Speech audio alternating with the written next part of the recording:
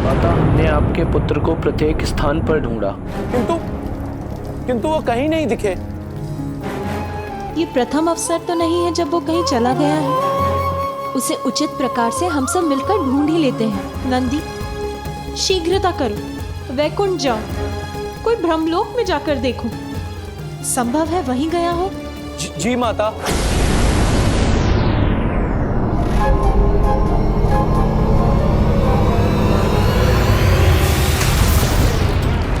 कहाँ है तुम्हारे प्राण और कितने पर्वत खंडित करने पड़ेंगे?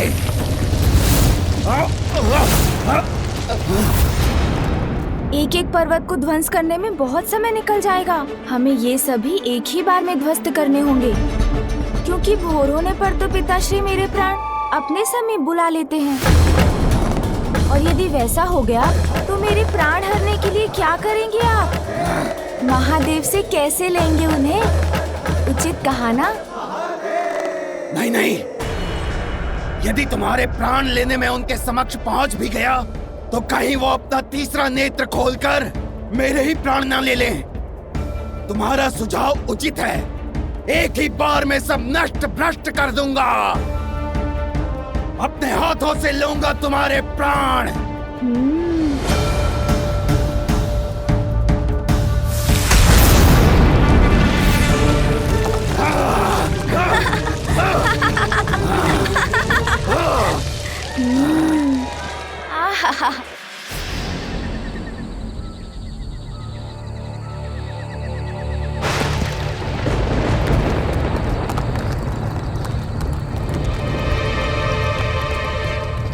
ये क्या हो रहा है वहां? उन पर्वतों से इतना धूम्र कैसे उठ रहा है? कहीं ये माता पार्वती के नंदन की कोई क्रीड़ा तो नहीं? नहीं, यदि वो वहां है तो अवश्य किसी संकट में है। जो भी है, मुझे माता पार्वती को बताना होगा। इतने पर्वत समतल कर दिए मैंने, स्वयं भी आहत हुआ हूं, किंतु इसके प्राण मेरे हाथ नहीं आए। सभी पर्वत धूल में मिला दिए मैंने, फिर भी तुम्हारे प्राण नहीं मिले मुझे। दुष्ट बालक, सत्य कहो, कहाँ है तुम्हारे प्राण? अन्यथा क्या तुम मेरे प्राण हर लोगे? कितनी बार कहोगे ये? अच्छा एक बात तो बताओ, इतनी बार हर लूंगा बोलते हो, एक बार भी हर महादेव या मेरे मामा जी श्री हर ई की महिमा में क्यों कुछ नहीं बोलते? संभव है तुमको वो प्राप्त हो जाए जिसकी तुम्हारे जीवन को आवश्यकता है। टक टक टक टक, शुभता का कंटक, वज्रांतक को बस तुम्हारे प्राण हरने की आवश्यकता है। तुम्हारा ध्यान तो मेरे प्राण में ही अटका हुआ है। अवश्य ले लेना मेरे प्राण, किंतु ये तो बताओ प्राण होता क्या है, उसका क्या महत्व है और मेरे प्राण से तुम्हें क्या लाभ होगा? इतना भी नहीं जानते बालक कि प्राण से ही जीवन है। मैं तुम्हारे प्राण हरकर तुम्हें तुम्हारे जीवन से वंचित कर दूंगा। ओह, अब समझ आया मुझसे कहाँ भूल हुई। भूल? कैसी भूल? शीघ्र बताओ। देखो ना, बालक बुद्धि से इतना भी नहीं सोच सका मैं कि मेरा जीवन तो मेरे माता पिता से ही है, इसलिए मेरे प्राण भी वही होंगे जहाँ वो हैं। तो अवश्य पिताश्री ने मेरे प्राण अपने निवास कैलाश पर्वत में ही छुपाए होंगे। आप तो मुझे वहीं ले चलिए, मैं वहाँ पहुँचकर आपको अपने प्राण दे दूंगा। कैलाश पर्वत महादेव का निवास स्थान, वहाँ जाना तो मेरे लिए संकट उत्पन्न कर सकता है। कहीं ये बालक मुझे पुनः मूर्ख तो नहीं बना रहा?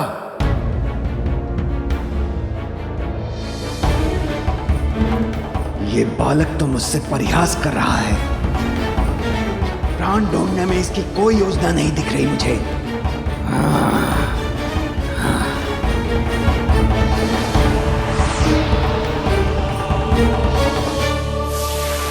अरे अरे, कैलाश तो वहाँ पीछे है। अब कहाँ लिए जा रहे हो मुझे? अरे वो क्या था? क्या हुआ माँ? आपने कुछ देखा क्या? हाँ पुत्री, संभव है कि वो वहाँ है। मैंने वहाँ कुछ हिलते हुए देखा। हमें वहाँ देखना चाहिए।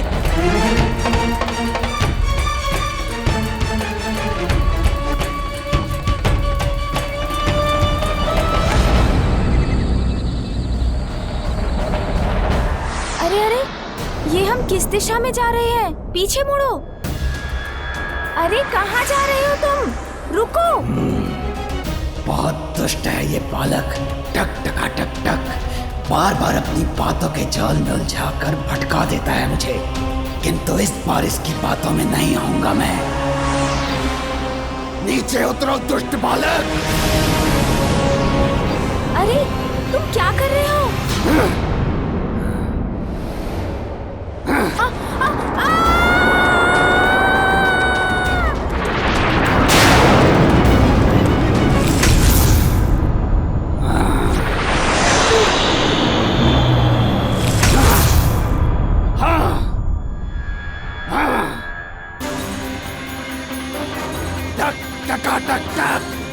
शुभता के कंटक वज्रांतक के साथ क्रीड़ा करना चाहते हो ना तुम? तो आओ, अब करो क्रीड़ा। अब वज्रांतक तुम्हें अपनी क्रीड़ा से परिचित कराएगा। अभी ज्ञात हो जाएगा कहाँ है तुम्हारे प्राण। मुझे इससे बचने के लिए कुछ और करना होगा, अन्यथा ये वास्तव में मेरे प्राण हर लेगा।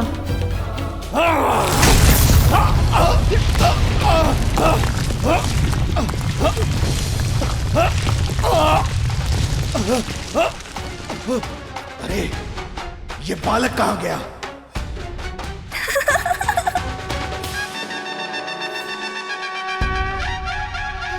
दोस्त, तुम वहाँ हो? हाँ, मैं तो यही हूँ। देखो, तुम्हारी क्रीड़ा बड़ी आनंददायक थी, किंतु विजयी तो मैं ही हुआ, उछलकर ऊपर जो आ गया।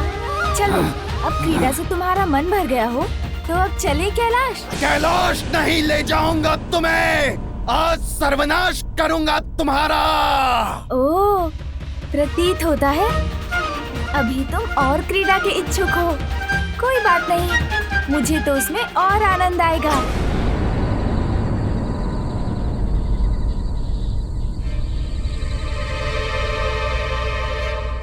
क्रीड़ा नहीं बालक, अब पीड़ा सहने के लिए तैयार हो जाओ।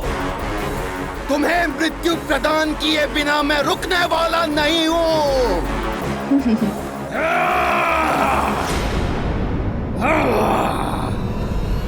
सुनजी,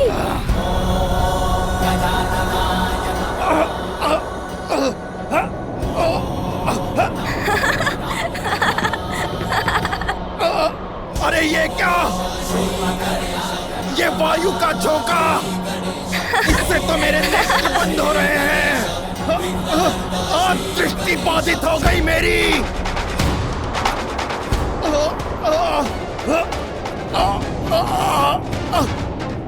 किंतु कुछ भी हो जाए, आज नहीं जाने दूंगा इस दुष्ट को। उड़ाकर अंत करूंगा इसका। बहुत अच्छे सुनजी।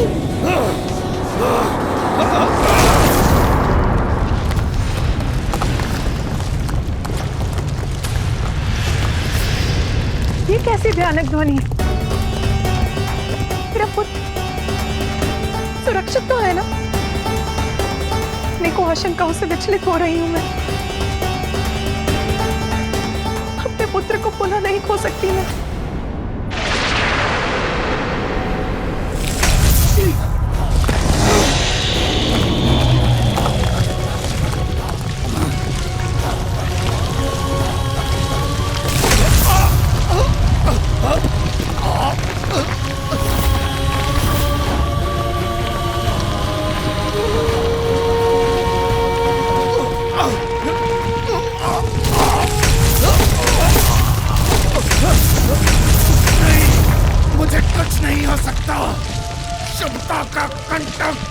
वज्रांतक हूं मैं, इसके प्राण लेकर ही रहूंगा।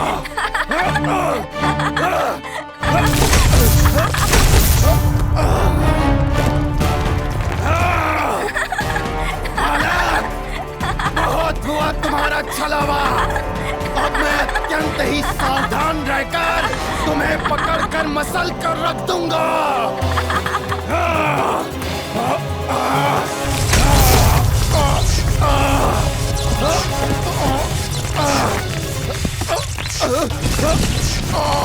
ये तो खंड खंड हो रहा है। इसे तो पूर्ण रूप से खंडित कर सकता हूँ मैं। अब तुम नहीं बचोगे बालक। सोन जी, हम मिलकर कुछ करें।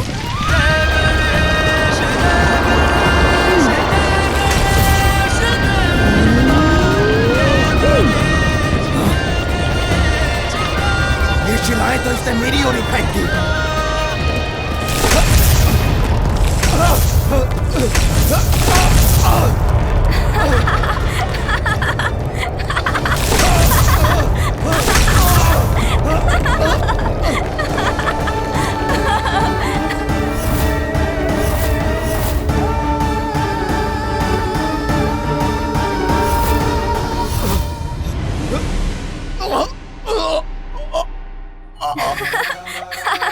कितना आनंद आया ना सोन जी। टक टक टक टक। कैसा है ये बालक? इसने तो मुझे भी चखा दिया। हिलने में भी भय लग रहा है मुझे।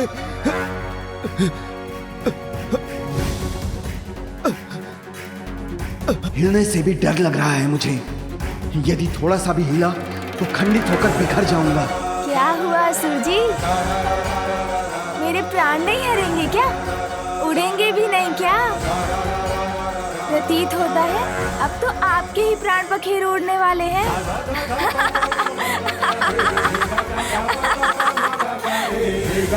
सोन जी,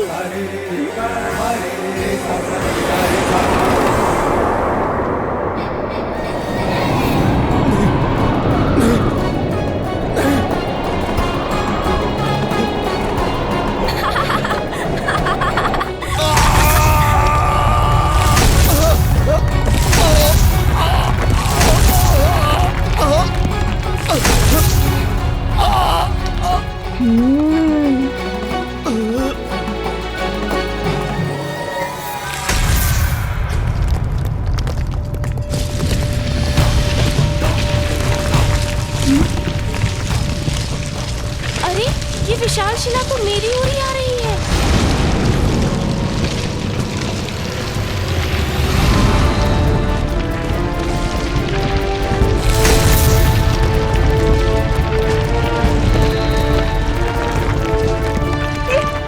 ये शिलाएं कहाँ से गिर रही है?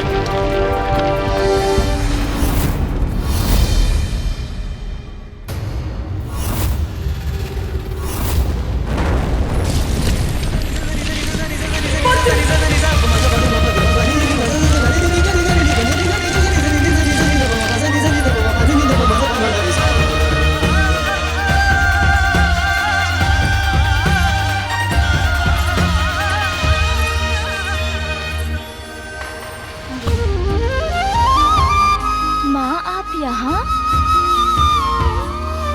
और आप सभी यहाँ क्या कर रहे हैं?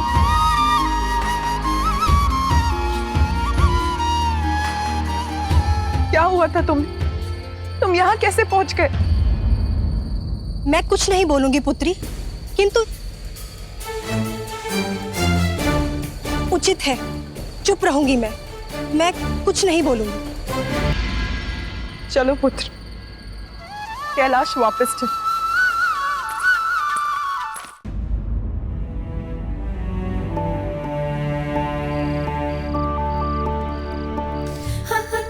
बस पुत्र, अब बहुत हुआ। अब कुछ नहीं सुनूंगी मैं। शांतिपूर्वक सो जाओ, अन्यथा मैं दंडित भी कर सकती हूँ तुम्हें। कल का दिवस अत्यंत महत्वपूर्ण है और मुझे अनेक कार्य भी करने हैं कर। क्यों माँ, ऐसा क्या होने वाला है कर? कल तुम्हारी छठी और नामकरण संस्कार की तिथि है। इतना कार्य, इतने प्रबंध, इतनी सारी व्यवस्था करनी है मुझे। मेरा नामकरण माँ?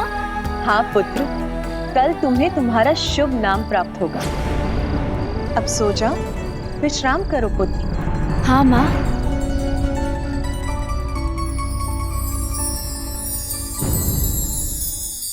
आप सभी को प्रणाम। आप सब अभी भी यहाँ हैं। आप सभी को तो विश्राम करना चाहिए था। कल भोर में हमें यात्रा जो करनी है। यात्रा?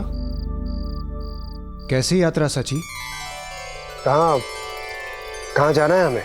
आप भूल गए स्वामी, कल पार्वती नंदन की छठी और उनके नामकरण के उत्सव का आयोजन है। हमारा जाना आवश्यक है। देवी पार्वती के पुत्र की नामकरण की तिथि है, तो आप क्या चाहती हैं? हम समस्त देवता अपने कार्यों को छोड़कर उस गजमुख के नामकरण में पहुंच जाएं।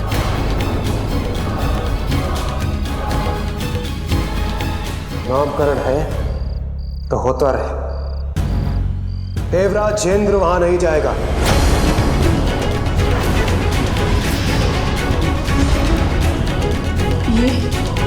ये स्वामी क्या कह रहे हैं? क्षमा करें देवराज, यदि कल के उत्सव में हम देवताओं ने भाग नहीं लिया तो महादेव कहीं हमसे रुष्ट ना हो जाए। स्वामी, देवादिदेव महादेव और आदिशक्ति माता पार्वती को पुत्र की प्राप्ति हुई है। उनके साथ हमारे लिए भी ये आनंद का कारण है। महादेव और माता पार्वती के आनंद में हमें भी सम्मिलित होना चाहिए, अन्यथा महादेव रुष्ट हो जाएंगे। अगर मैं नहीं गया तो रुष्ट हो जाएंगे महादेव। वो गजमुख भोलेनाथ और माता पार्वती का पुत्र है, और यही मेरी विवशता भी। इसलिए मुझे उस गजमुख के नामकरण में जाना ही होगा। इस आनंद उत्सव में भाग लेने को स्वामी अपनी विवशता क्यों बता रहे हैं? देवराज को क्या हुआ है? वो महादेव और माता पार्वती के आमंत्रण को अस्वीकार करने का विचार भी कैसे कर सकते हैं? महादेव के आमंत्रण को अपनी विवशता बताना तो विपत्ति को आमंत्रित करने के समान है। विवशता का आभास हो रहा है देवराज को कैलाश जाने में। कहीं ये किसी आगामी संकट की पूर्व सूचना तो नहीं?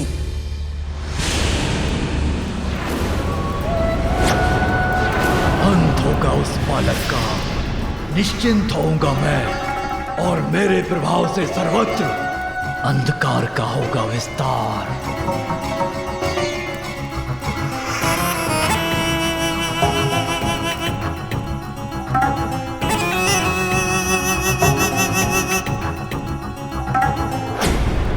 क्या समाचार लाए हो? वज्रांतक सफल हुआ ना? समाचार शुभ नहीं है। सुप्ता के कंटक वज्रांतक का अंत कर दिया उस दुष्ट बालक ने।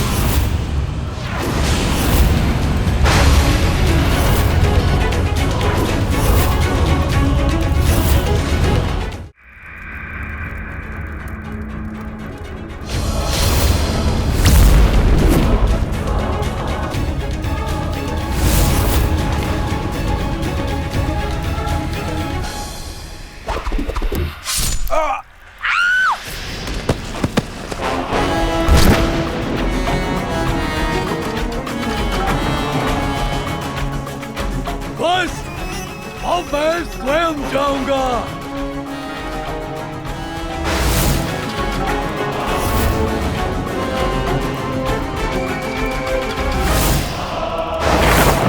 जीवन अमिट है मेरा, मिटा दूंगा उन्हें जो विघ्न बनेगा मेरे जीवन का। स्वयं कैलाश जाऊंगा मैं और मसल के रख दूंगा उस बालक को, अंत कर दूंगा उसका। वज्रांतक का वध करने वाले महादेव के पुत्र बाण।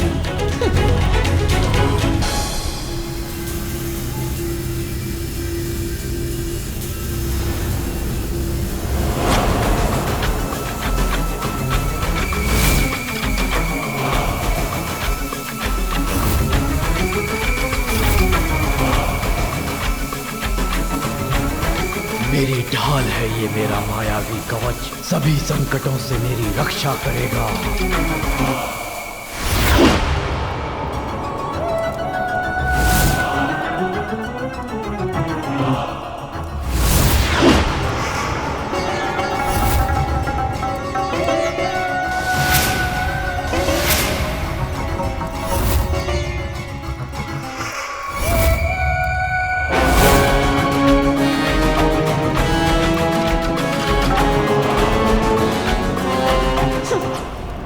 शक्तिशाली है, मायावी है सिंदूरा, किंतु इसकी मूर्खता इसे मृत्यु के अंधे कुएं में ढकेलने जा रही है। कितने भी कवच धारण कर लो, कैसे भी खड़ग उठा लो, किंतु ब्रह्मदेव के वचन नहीं झुटलाए जा सकते।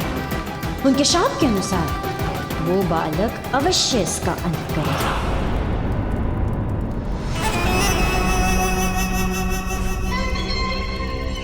अच्छा ही है, वहां ये अपने प्राणों से मुक्त होगा और यहाँ मुक्ति मुझे मिलेगी इसके आतंक से।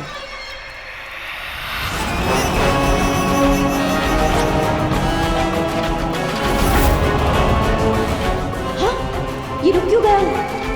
कहीं अपनी मायावी शक्ति से इसने मेरे मन में उत्पन्न विचार तो नहीं जान लिए?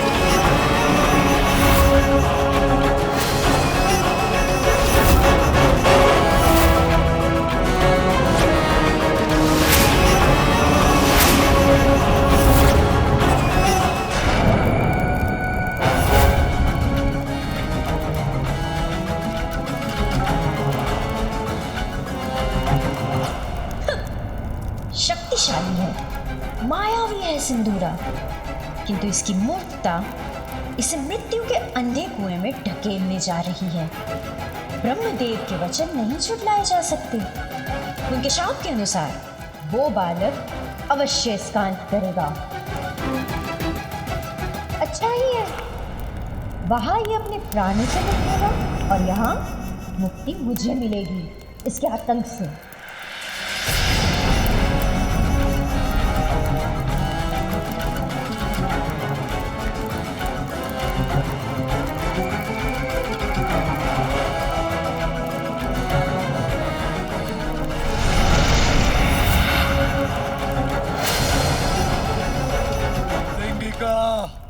तुम किस विचार में डूबी हो, बताओ मुझे। कभी कभी किसी का अनुचित विचार ही उसके संहार का कारण बनता है।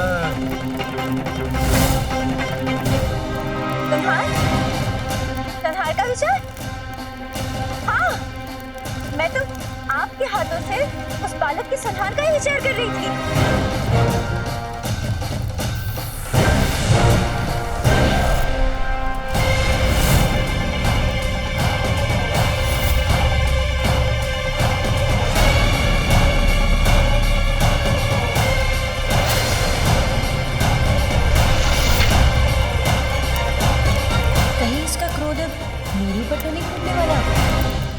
कभी कभी मन में उपजे विचार पर पुनः विचार करके कोई कार्य करना चाहिए।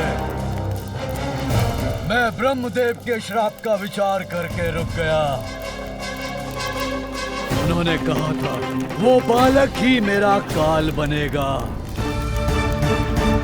उनके वो शब्द भूला नहीं हूं मैं। महादेव और देवी पार्वती का दूसरा पुत्र तुम्हारा काल बनकर प्रकट होगा।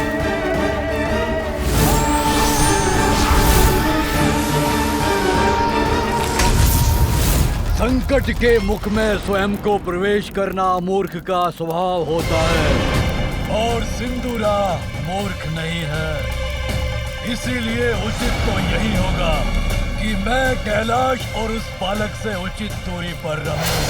प्रतीत होता है सिंदूरा ने कैलाश जाने का विचार त्याग दिया है। मुझे कुछ करना होगा इसके लिए। समस्या है तो समाधान अवश्य होगा। सिंदूरा इस समस्या का उपाय अवश्य ढूंढेगा। अवश्य अंत होगा उस बालक का। तब तक धैर्य रखो पुड़िया सिंगिका, शांत रहो।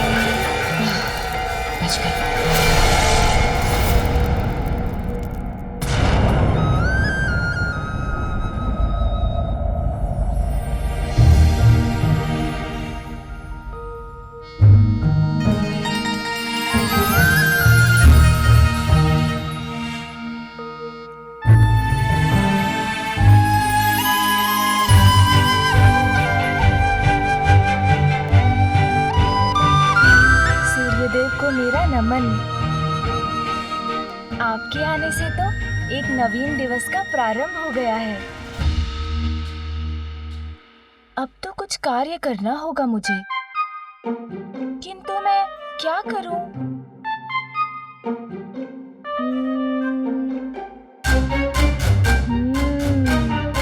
अरे हाँ, मेरे खिलौने।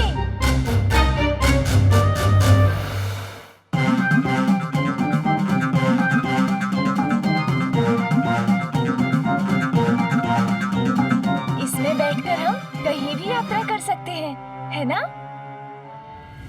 मेरे प्यारे खिलौने, मेरे प्यारे खिलौने। पुत्र, माँ,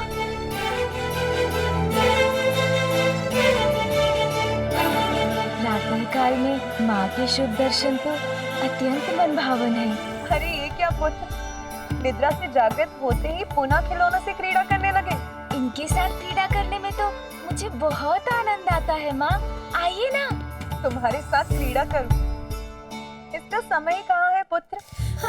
मैंने तुम्हें बताया था ना, आज का दिवस अत्यंत महत्वपूर्ण है। चलो अभी अपने खिलौने छोड़ो, बहुत कार्य है आज।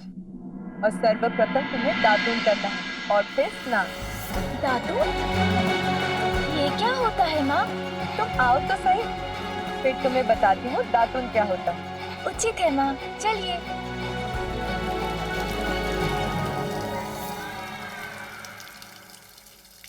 ये तो बहुत मनोरम दृश्य है माँ। क्या प्रातः उठकर इस दृश्य का आनंद लेना ही दातून करना कहलाता है? कितने प्रश्न है तुम्हारे पास पुत्र, कैसे सबका उत्तर दूंगी? ये वृक्ष देख रहे हो, ये नीम का वृक्ष है पुत्र। इसकी छाल, पत्तों और फल में अनेकों औषधियां निहित हैं, जो हमारे शरीर को निरोग रखती है। और इसी की टहनी को दातून कहते हैं पुत्र। ये देखो, ये है दातून। प्रातः इसे करने से दंत और उसको आधार प्रदान करने वाले मसूड़े स्वस्थ रहते हैं पुत्र, और मुख को भी स्वच्छ करता है। देखो पुत्र, ऐसे। अब तुम करो। माँ, ये तो बहुत कड़वा है। हाँ पुत्र, कड़वा तो है, किंतु प्रतिदिन करोगे तो तुम्हें इसका अभ्यास हो जाएगा, फिर इतना कड़वा नहीं प्रतीत होगा, और इसका कड़वापन तुम्हारे जीवन में स्वास्थ्य की मिठास घोल देगा पुत्र। चलो अब बिना मुख सिकोड़े शीघ्र दातुन करो। अच्छा माँ, करता हूँ। आपका आदेश तो नहीं टाल सकता ना? पार्वती, तुमने हमें बुलाया? हाँ सखियों, अपने लाडले मेरे पुत्र को स्नान तो करवा दो।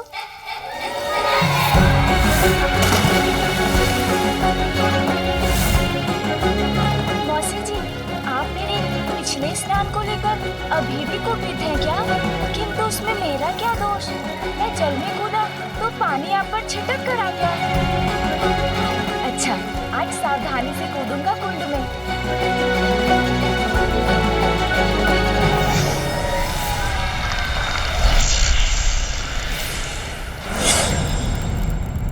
असुर सम्राट सिंदूरा, आपके अधीन असुर साम्राज्य अत्यधिक शक्तिशाली हो गया है, किंतु अभी भी हमें अपने राज्य की सुरक्षा पर समुचित विचार करने की आवश्यकता है।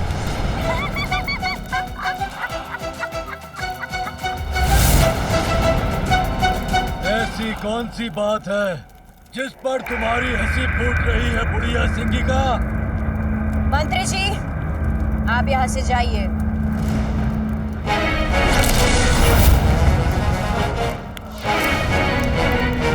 इतना दुस्साहस मेरे असुर सम्राट सिंदूरा के मंत्री को प्रस्थान करने का आदेश देने का दुस्साहस कैसे किया तुमने?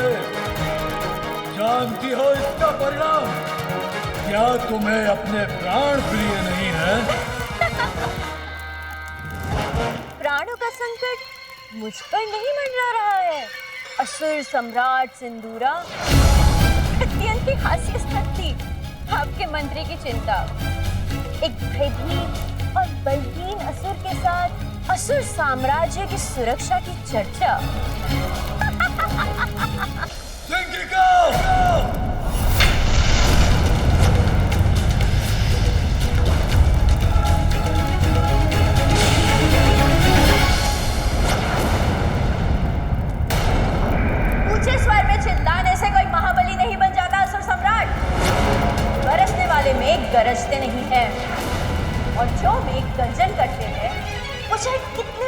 शक्तिशाली क्यों ना हो, हवा का एक छोटा सा झोंका भी उन्हें उड़ा के ले जाता है।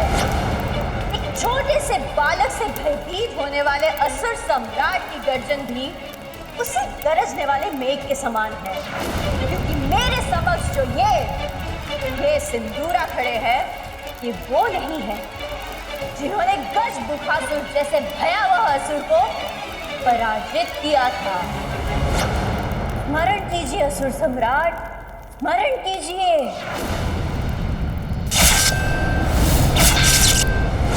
वो आप ही थे जिन्होंने केवल अपनी दृष्टि से भयावह गजमुखासुर को पराजित किया था। उसे पाताल के सिंहासन से हटाकर यहाँ के राज सिंहासन पर अपना आधिपत्य जमा लिया था। त्रिलोक विजेता हो गया। संपूर्ण सृष्टि केवल आपके नाम से थर थर कांपेगी। तब ऐसा प्रतीत हुआ था मुझे, किंतु आप स्वयं एक तुच्छ बालक से भयभीत होकर थर थर कांपने लग गए, और वो भी अर्ध बालक और अर्ध गज। उसके आतंक ने तेज कर दिया आपको। उस तुच्छ बालक से भयाक्रांत हो गए। हाँ, मैं कुछ नहीं बोलूंगी, किंतु तो सब खीर पकनी शेष है। यदि मैं यहाँ नहीं होती तो मेरी पुत्री पार्वती ये सब व्यवस्था अकेली कैसे कर पाती? माँ, अभी तक आप तैयार नहीं हुई। आप भोग की चिंता मत कीजिए। पूजा और उत्सव के लिए मैंने उसका प्रबंध कर लिया है। तैयार हो जाऊंगी पुत्री। अब मैं बाहर जाकर वहाँ की व्यवस्था देख लेती हूँ।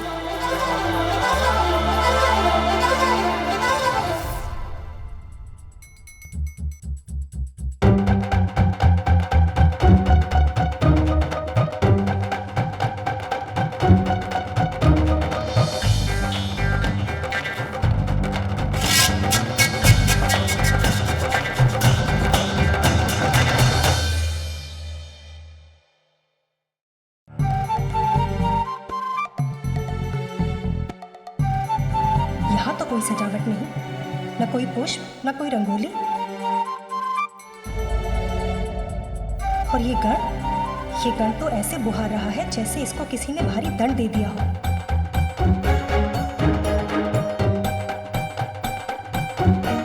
मैं कुछ नहीं बोलूंगी, किंतु महादेव को तो जैसे कोई चिंता ही नहीं है। अभी भी अपने ध्यान में ही मग्न है। माता, ये पुष्प कहाँ रखूं? यहाँ या कहीं और? मैं कुछ बोलूं? पुत्री, मैंने सोचा था कि मैं आज कुछ भी नहीं बोलूं, किंतु पूछना तो पड़ेगा ना कि यहाँ कोई सजावट क्यों नहीं है? ना कोई मंडप, ना तोरण और ना ही पुष्पों की लड़ियां, कुछ भी नहीं है ना माता। आप तनिक भी चिंता ना करें, हमने समुचित व्यवस्था कर ली है। देखिए, यह गण कितनी तत्परता के साथ इस स्थान को स्वच्छ कर रहा है। बस वो होते ही हम दोनों इन पुष्पों से इस स्थान की सजावट कर देंगे। नंदी, आज सभी देवी देवता, यक्ष, गंधर्व आदि इस उत्सव के लिए यहाँ पधार रहे हैं और तुम इतने ही पुष्प लेकर आए हो। किंतु माता, देवी देवता तो प्रतिदिन महादेव के दर्शन के लिए आते हैं। उनके आगमन पर हम कभी भी कैलाश को पुष्पों से नहीं सजाते। मैं कुछ नहीं बोलूंगी, किंतु आज कोई छोटा मोटा उत्सव नहीं है। पार्वती नंदन के नामकरण का उत्सव, भव्य उत्सव है। पुत्री पार्वती, तुम्हारी छठी और नामकरण के समय सारा राजभवन चमक दमक से जगमगा उठा था। ऐसा प्रतीत होता था जैसे हीरे और अन्य रत्न जड़ दिए गए।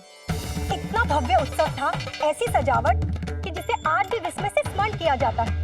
किंतु यहाँ देखकर तो ऐसा प्रतीत हो रहा है कि कुछ भी विशेष होने वाला ही नहीं। कितने से पुष्पों से सजेगा ये भवन? शांत हो जाइए माँ, चिंता मत कीजिए, आप निश्चिंत रहिए। ये उत्सव मेरे छठी और नामकरण संस्कार से भी अधिक भव्य होगा। नीलकंठ,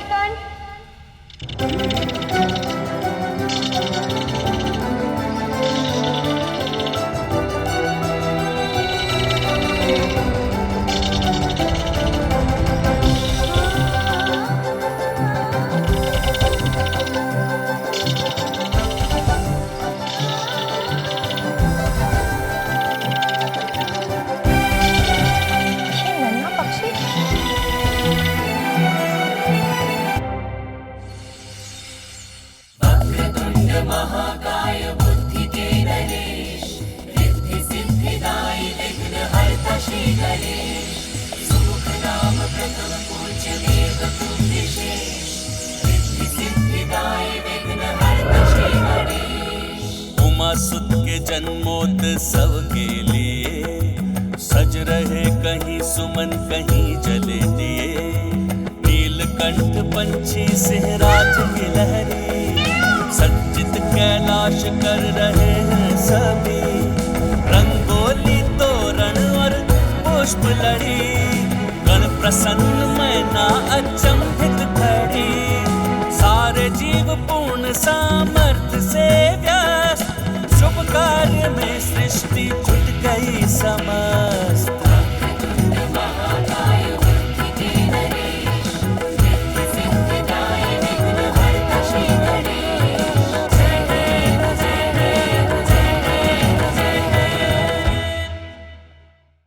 मेरे पुत्र के छठी और नामकरण संस्कार का उत्सव, इसमें तो संपूर्ण प्रकृति झूम उठे।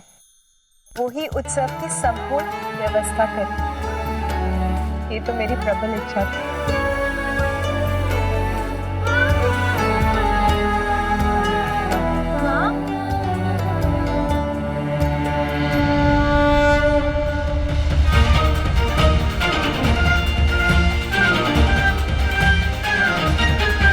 मेरे पुत्र, मेरे मंगल मूर्ति,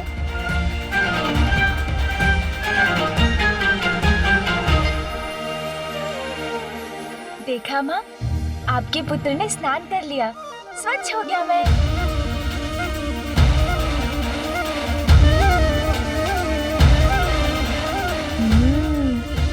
इतनी सजावट, वाह माँ, हमारा भवन तो बहुत ही सुंदर लग रहा है।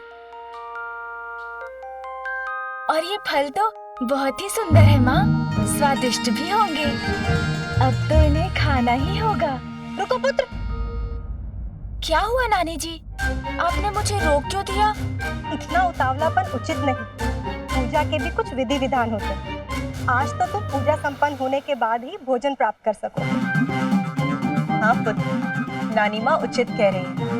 आज तुम मेरी अनुमति मिलने तक कुछ भी नहीं खाओगे, समझ गए ना? हाँ माँ, समझ गया मैं। माता, अतिथियों का आगमन प्रारंभ हो गया है।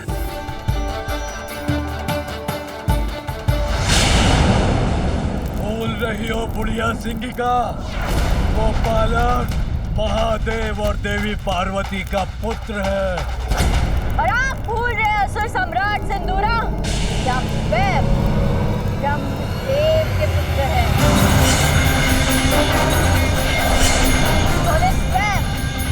अपने पिता सृष्टि के रचयिता ब्रह्मदेव को भी भयभीत कर दिया था।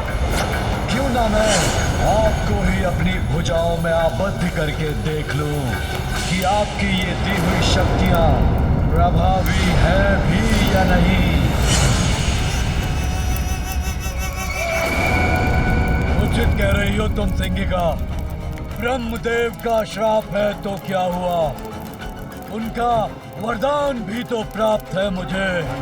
अपनी भुजाओं में भरकर मसल के रख सकता हूँ अपने शत्रु को मैं। शत्रु के मस्तिष्क पर नियंत्रण पाकर उसका अंत कर सकता हूँ मैं पुत्र हूँ ब्रह्मदेव का, और वो तुच्छ बालक मेरा सामना नहीं कर सकेगा। वध करूंगा मैं उसका।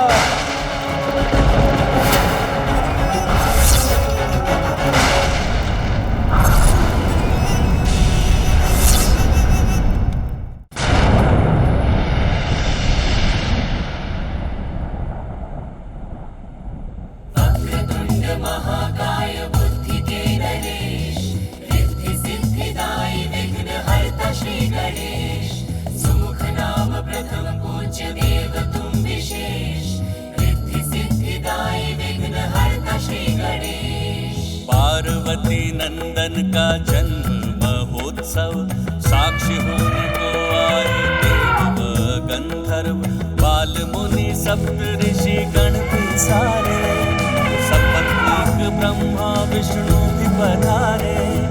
तब से उतरते वाहन सुसज्जित, कैलाश सज्जित व पूर्ण व्यवस्थित, नंदी श्रृंगी प्रेत तोतला सब गण, अगुवाई अभिनंदन कर